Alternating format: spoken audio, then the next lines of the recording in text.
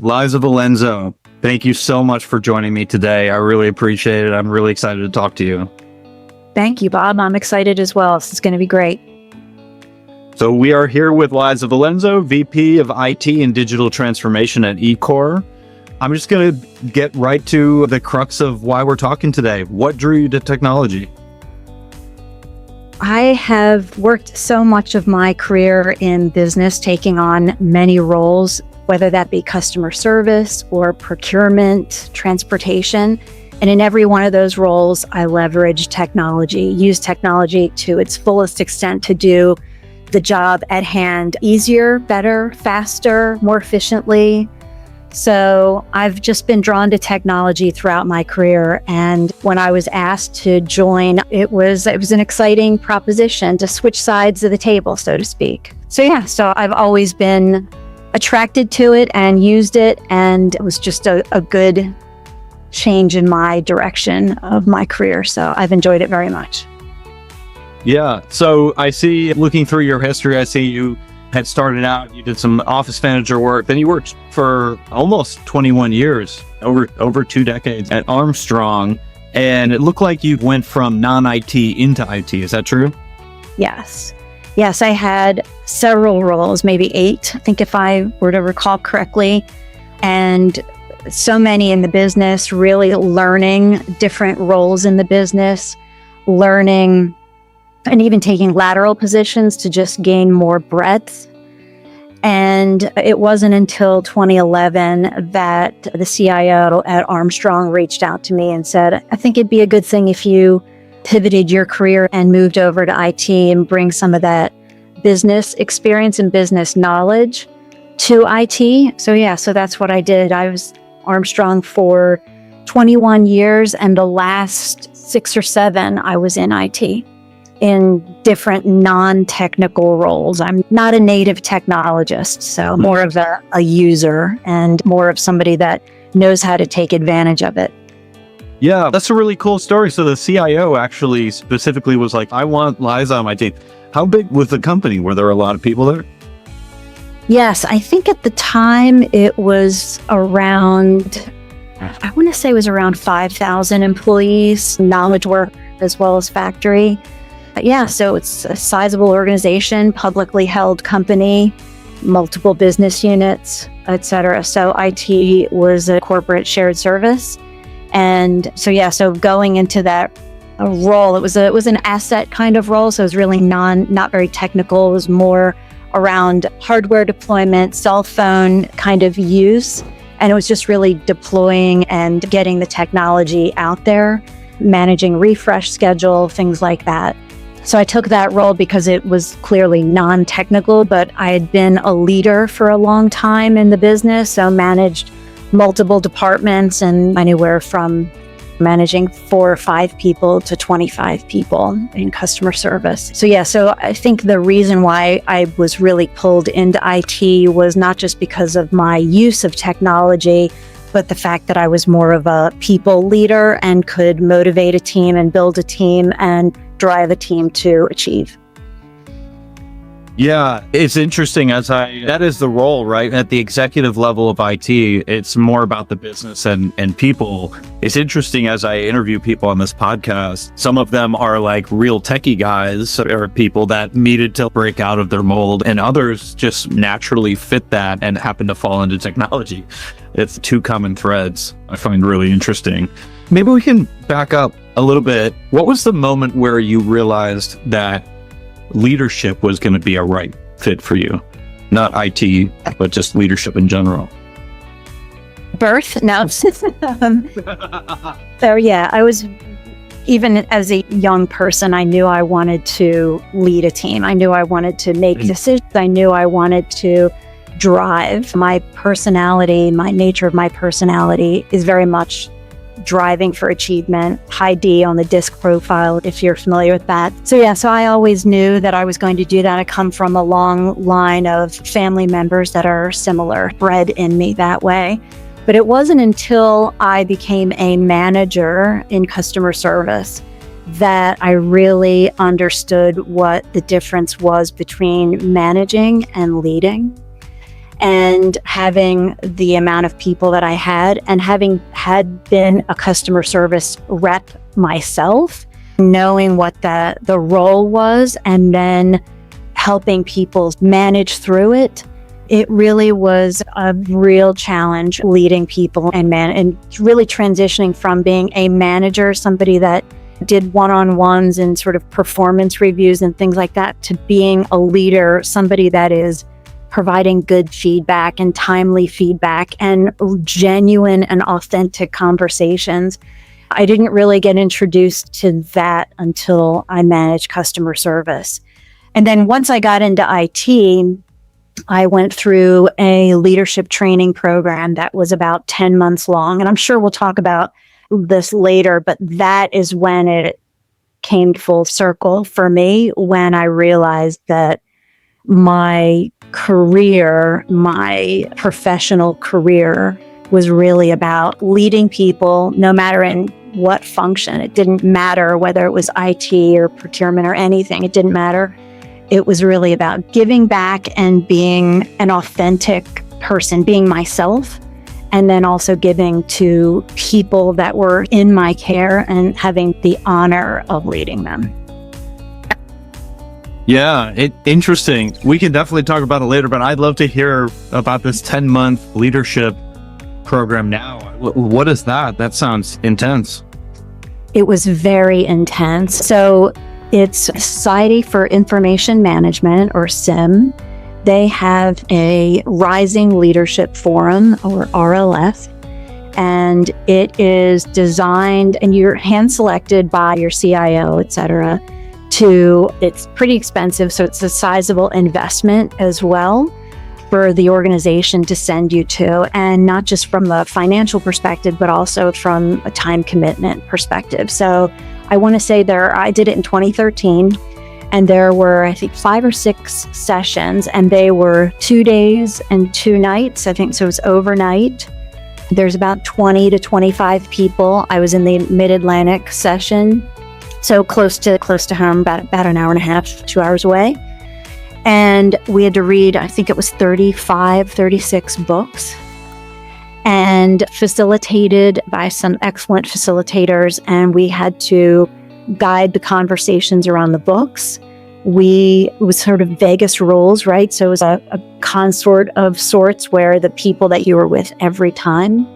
And we learned about how important it is to give timely feedback, the kind of feedback that you give, whether it be critical or positive, how you deliver it, how you drive a conversation, talked about executive presence, talked about how to get to the next level in your career.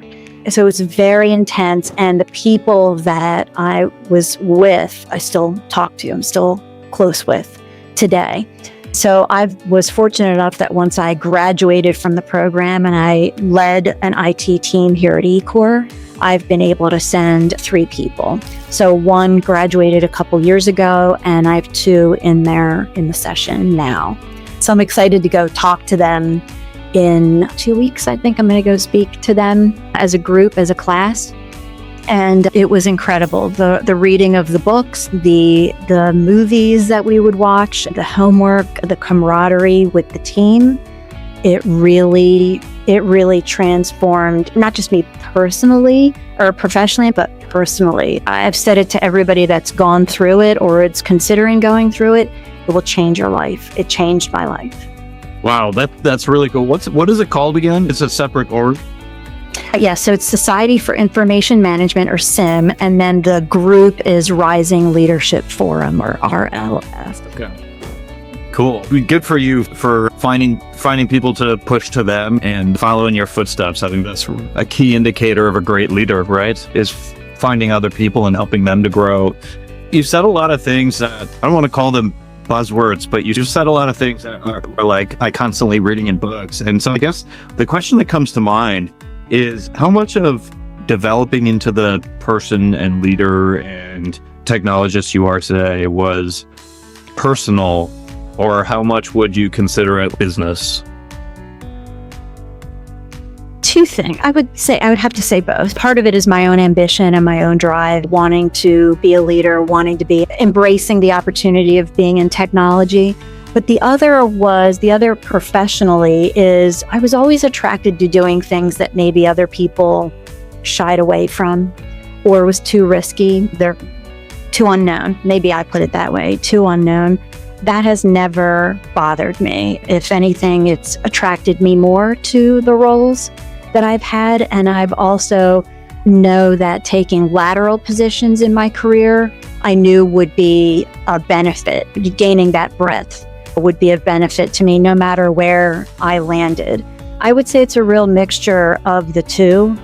And mentorship is so important too, not just professionally, but being mentored, mentoring. And I say this all the time, you don't need a mentor to be mentored.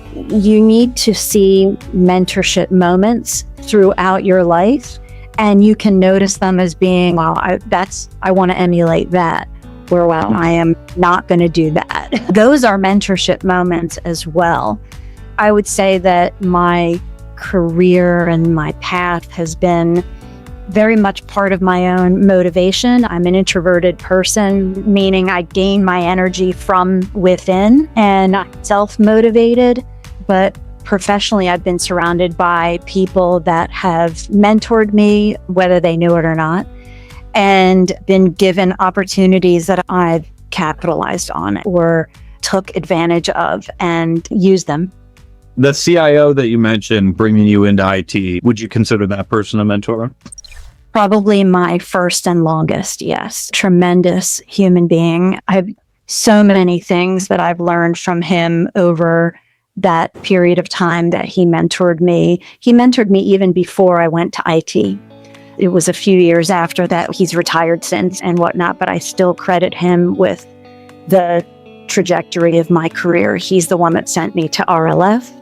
He's the one that was with me when I had to terminate my first employee. It's just a tremendous guide. Forever grateful. And how did you come across that? How did you come across him? Or how did he find you? Yeah, it's funny. So Armstrong was looking to create a mentorship program, and we got randomly... No way. Really?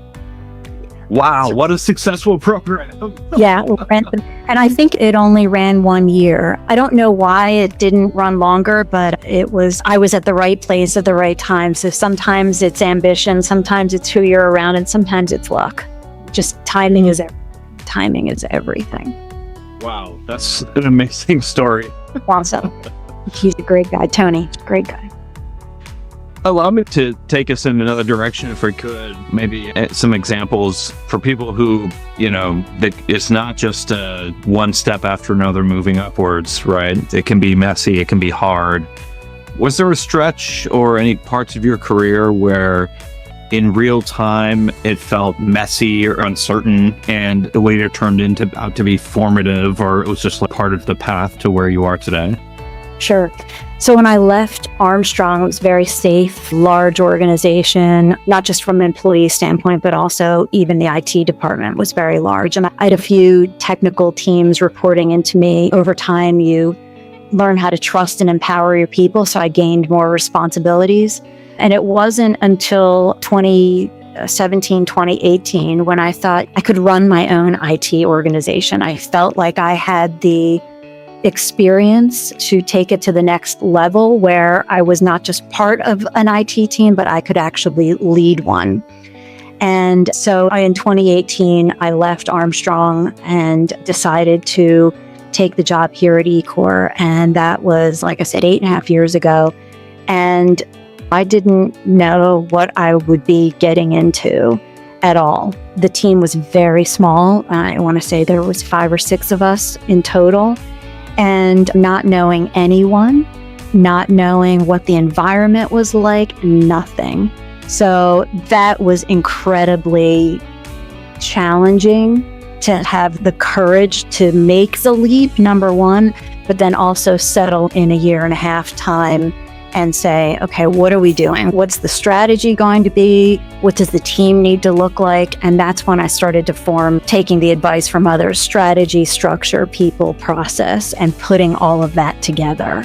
So yeah, it wasn't until I started here at ECORE that was one of my biggest career challenges. And it's turned out to be one of my most proud achievements. Wow, that's a great story. Thank you for sharing. Sure. Now we're a team of 23, I think, and having achievements along the way. We put in various technology platforms like Office 365, and we did that within a few days of COVID. So we were able to tell the organization, you can work and you can go home and be safe. So that was a huge digital transformation. And then soon thereafter, we got closer to our customers with the implementation of Salesforce. So that was also another crowning achievement. And then the organization started to acquire other businesses. So I played a big role in due diligence as well as integration. So that was another way that we've scaled the business through going to the cloud. And it's funny now to look back and think, who's not in the cloud? But at the time, 6-8 years ago, we were woefully equipped to scale. And so those were things that we did as a team. I'm so proud of the team that we've built and all the people that have come and been a part of that and are still here, frankly. So proud of it. Couldn't do it without them. So what I bring to the table is leadership and motivation and building a team and focusing on retention. And what they bring is technology, the smarts, the chops, the ability to execute. And together, it's just unstoppable. Just so great to watch everybody do well in the areas that they do well in. And everybody just on all cylinders, just great. We've done more acquisitions in the last few years. We've done more integrations. We're in the process of implementing several other platforms right now to be able to improve our transportation, to be able to improve our procurement processes. So I just feel very blessed that I get to do this with the people that I'm so lucky to lead every day. And that sounds very hokey, but it's truly the way I operate. It's really the right. Yeah, I don't think it sounds hokey at all. I think what you're expressing is an intrinsic satisfaction with where your career has taken you, right? You are genuinely enjoying other people thriving in their jobs. I think that's awesome.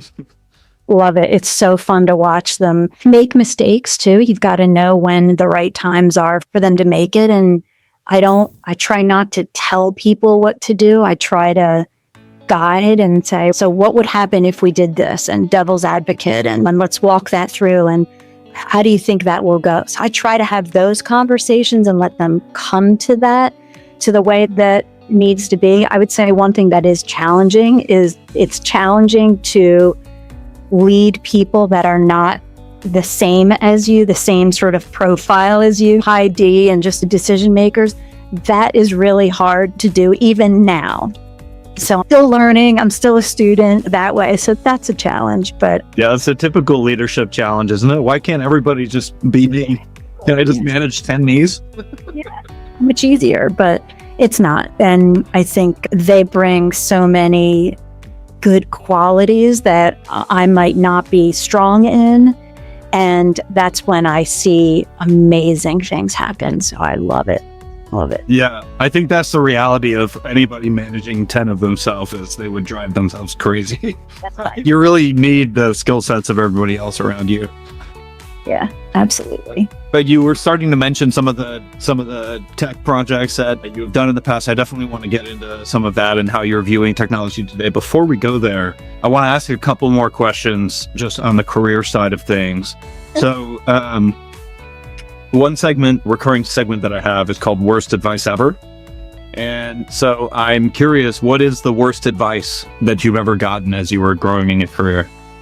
Sure. So I would say this was hard, I'll be honest with you. But I would say the one thing that has not bode well is moving too fast and fixing things later. just going to take the step and move forward. I stand by my nature to want to plan and spend the time early in advance and really go through things, not to go through analysis paralysis, not like that. But I think planning is really important. So if you are guided to, let's just do it and we'll fix it later, you never fix it later. And it then becomes really messy. And the people that are in it have to pick up the pieces and undo it and unravel it. And it leads to, unmotivated people. They're not inspired. They don't want to have to clean up messes because what they want to work on is the new technology and they want to grow themselves in their own career. So now you've got to spend time sort of unraveling this mess. So that's one thing that I would say. I've done it both ways and I would not go that direction.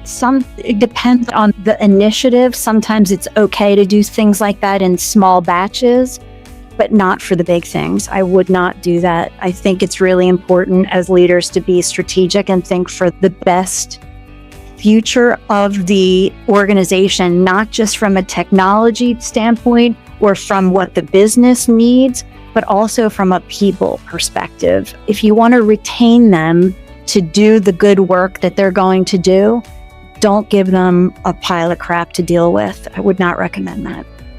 Yeah, I think that's a really interesting one, especially in today's world where everyone wants to pivot to these AI models, but their data is not organized and ready for it. Right? We're seeing the massive slowdown that occurs with moving too quickly. That's a great example. Other good advice that I've gotten that kind of goes with this is fail fast then. That was from the second CIO that I had after Tony retired. She said that a lot, and I thought that is just great advice. So fail fast. So recognize it quickly, and being that I'm a high D, make the decision quickly and move on. Losses. Doing those, cut your losses and move on. I think that's really important. But we're right now, even ECORE is no different than any other organization going through this digital transformation around AI. And we just had a meeting even this morning where we're talking about our master data and saying, not only is AI going to suffer, the quality of the AI going to suffer if you don't have good master data, but your KPIs are not going to be reliable, or you're not going to be able to make sound business decisions on them if your data is not good, because your KPIs then are junk in is junk out. But yeah, I would say that data is, and all the forums talk about it, and so I'm not saying anything groundbreaking or anything like that, but it is a tedious body of work, but it will reap incredible reward if you do it right and you've got good data governance and good data processes. Yeah, that's a really good one. Yeah, I appreciate that. You're leading IT people now, right? That's the folks that are under you, you're mentoring them. So it's a little bit different breed from where you came from, right? You weren't initially growing your career and moving up into leadership from an IT perspective. So I'm curious your feedback here. What do IT professionals often misunderstand about what it takes to grow into a leadership and then executive role that is kind of a universal reality? I would say that I'll use an example here. When I was at Armstrong before I left, I think people may think that in order to become a leader or a manager, let's just say that, they need to go through the ranks of level 1, level 2, level 3, level 4, and then I'll become a manager. I do not prescribe to that whatsoever. And that was something that my second boss, CIO, Dawn, had really instilled in all of us. People can be leaders of technology, or they can be leaders of people, or leaders of projects. And so I see those things very much the way that she did. So I prescribe to that. So I think that people that are excellent technologists does not make them necessarily excellent leaders of people. I think that leaders of people takes a completely different skill set, frankly. And so Doesn't mean that they can't do it. They absolutely can do it, but sometimes it's not even their propensity to want to do it. They want to stay in a leadership, architect, engineer kind of role. And by all means, they should stay keep in that path. And what is my role as a leader is to make sure that they stay engaged and that they have all the runway ahead of them to grow even more, whether that be in breadth or depth, anything like that. I've had a couple people that have been on my team that started out in infrastructure and then wanted to move to an applications position. So it's my job as a leader to build that bridge, make that path for them and say, yeah, let's do that. What are the skills that we need? What training do you need to get? How can I help you? How can I support you in that path? And build that. One person that I'm thinking of off the top of my head, now he's got infrastructure, he's got security because that was something that he was interested in already.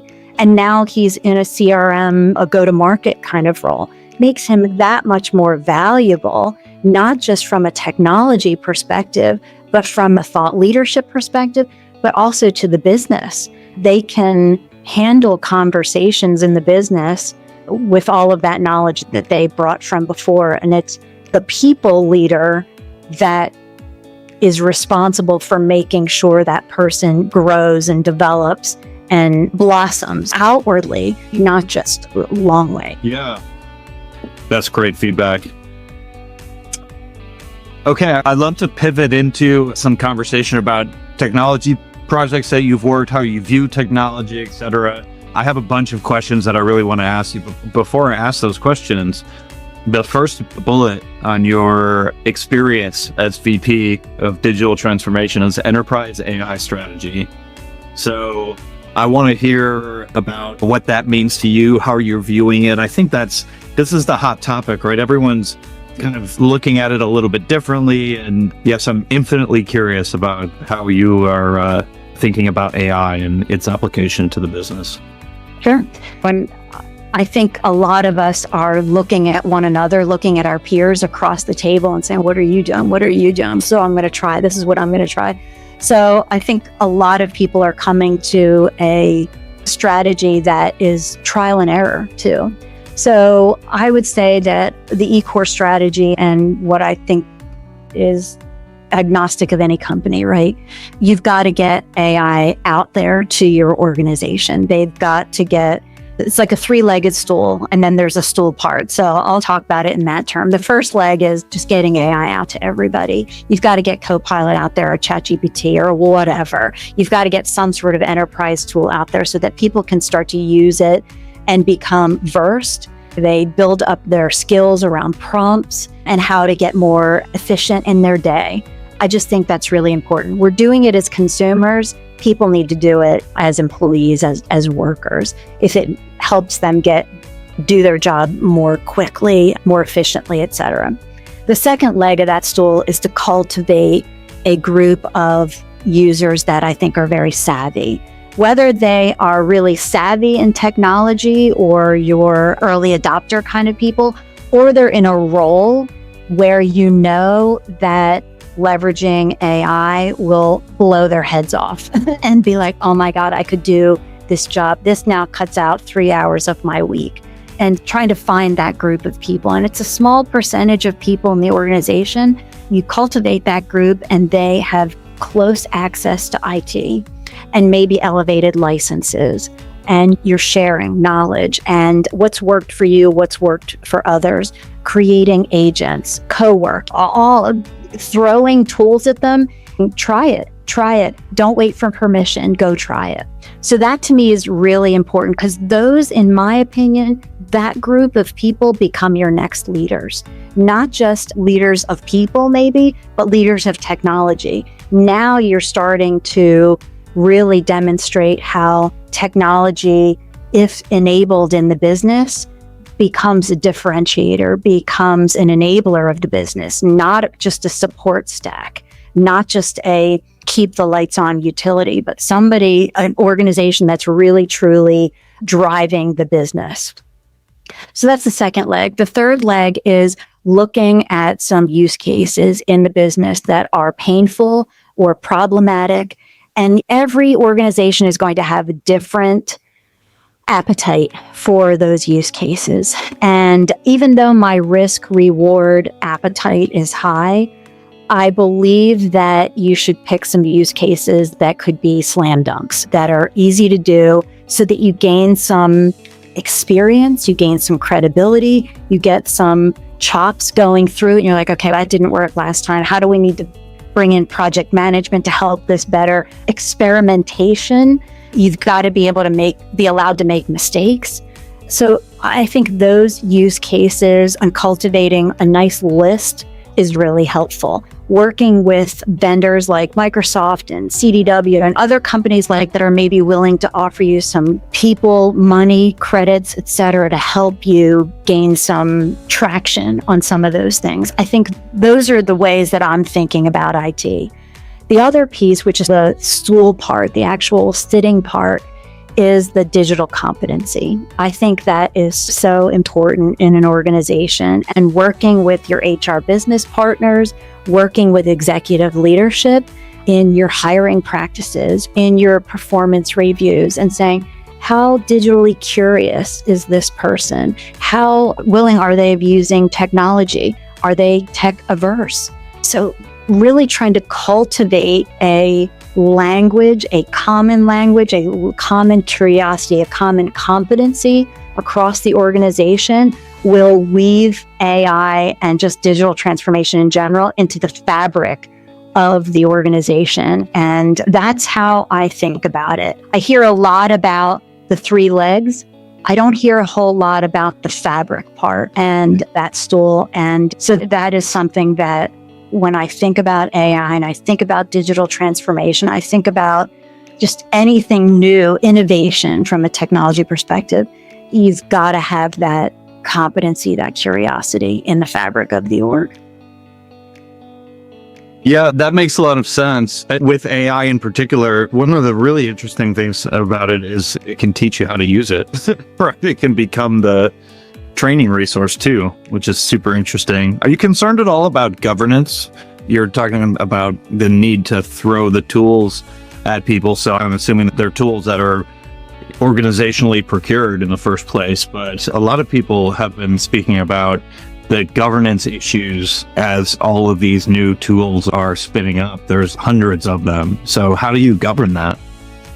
Yeah, I think it's really important to build a steering committee of some sort and looking across other peers out there and saying, what are you doing? Making sure you've got a good business continuity plan, a good risk register plan, and identity management plan. You've got understanding around information sensitivity and confidentiality versus public information. All of those policies, that's a master data part, right? The governance of your transformation needs to be conducted not just with behavioral policies, but also your technology's got to support those policies. So yes, of course, that is a concern. It's, you know what though, it's work. It's just work that's got to get done. And you've got to just do the best you can and make sure that you're very clear about the risks. Yeah, that makes sense. What about the cybersecurity aspect of all of that? I noticed you oversee cybersecurity for ECORE, right? So I'm curious what your thoughts are on the state of cybersecurity today. This is a board level conversation now, but as it pertains to AI as well. Yeah, I think so. It's funny because as soon as AI started to ramp up, I felt like I wasn't hearing about cybersecurity anymore. And I thought, what happened? This was the thing that we were talking about a year ago, and it was all about that. Now it's the governance piece that you mentioned, cybersecurity within AI. There's so many tools out there. You've got to be looking at how is cybersecurity a part of those tools. How are those vendors, those tool sets and the suppliers that are bringing them to the table, how have they used cybersecurity in them to make sure that people are using them correctly, that they're not putting the organization at risk? Yeah, it's just a lot. There's a lot in there, and I cannot begin to think that I'm a thought leader in this area. I am very much a student in this space. And I think talking to peers, I think talking to technology companies and asking them these questions is only going to get us better. Going to Infotech, Gartner, understanding what they are recommending. You've just got to do a lot of reading, and you can't have analysis paralysis either. You've got to still move. So I would say that those are some of the things that I think about moving forward with AI and cyber. You can't not do it because it's going to create risk. How are you going to mitigate the risk? Yeah, some of these tools coming out, at the risk of sounding repetitive on my own podcast, some of these tools coming out like Mythos are just really mind-blowing as far as like how it's going to impact cybersecurity going forward. The number of people that are capable of pulling off a mid-level hack, Yeah. quintuples or more, if it 50x's, that Right. seems like is going to be a massive problem. So it's so interesting to think like how this is about to change just in a matter of months. We still need to invest in good cybersecurity tools because you're hoping that it's not just the bad actors that are investing, but the good actors to combat it. Zscaler is an incredible tool, and they're investing just as much in mitigating and helping us mitigate as a partner. So I've got to think that there's an equal investment the other direction to try to stop the bad actors as well. Yeah, I guess the seesaw in that way, right? It has to be. Yeah, very interesting. I wish a year from now where I could be like, oh, so now we have all the answers, but it's so new. It's so emerging that I don't know that there is any definitive answers yet. Yeah, maybe we'll chat in a year from now. We'll see where we're at. Check in. You mentioned earlier this piece of advice, or in general, maybe it wasn't a piece of advice, but it was a general sentiment of we need to move fast. That's what's good for the business. Being not a good decision, and from a talent perspective, but also from a business perspective. How do you balance the pressure from the business side to move quickly to you're also responsible for building a resilient, scalable, secure foundation. So how do you balance those two pressures? I think being very transparent about the risks, I think are really important. What I try to do first and foremost is provide options and provide recommendations and demonstrate what the risk reward is for each of those options, not just from a cost perspective, but even from a people perspective.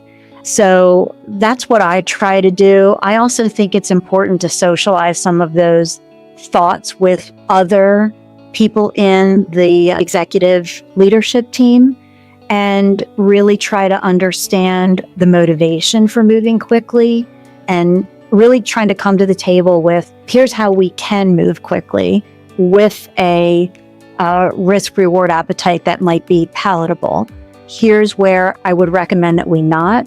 So in some situations, as an example, we've got projects on our portfolio that you look at it and you think, oh my God, we're boiling the ocean. I like sometimes to bust apart those projects and say, we can do these really quickly in an agile manner. These bigger chunks or these different chunks we're going to really need to think these through because of the risk. So there's a way to achieve and move and drive and still transform the org from a change management perspective and gain some of that credibility and momentum.